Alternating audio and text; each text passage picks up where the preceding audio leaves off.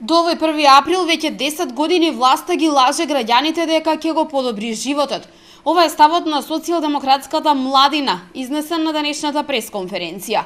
Велат дека младите во земјава се соочуваат со низ проблеми, како невработеност, лоши услови во студентски домови и ред други што ги принудуваат да ја напуштат земјата.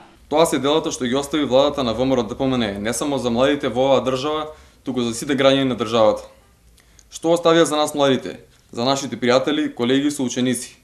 Оставија отчет кој говори само за покиснати кровови, ресипани лифтови, струшени плафони, влага, мувла, глувци и ставарци.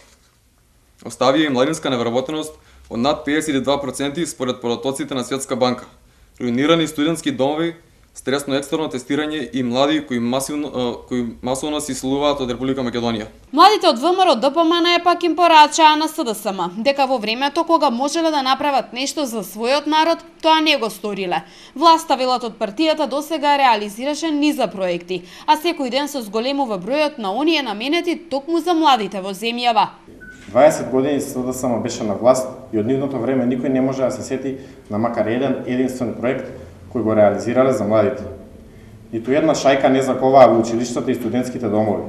Не отворија ниту еден нов факултет во државата, а партиципацијата за студирање беше скроена така да може да студираат само богатите деца на партиската олигархија на СДСМ.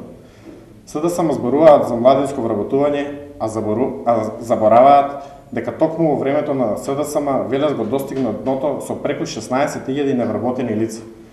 СДСМ никако да разбере дека со лицемерие и лажни ветувања не се добива доверба од младите.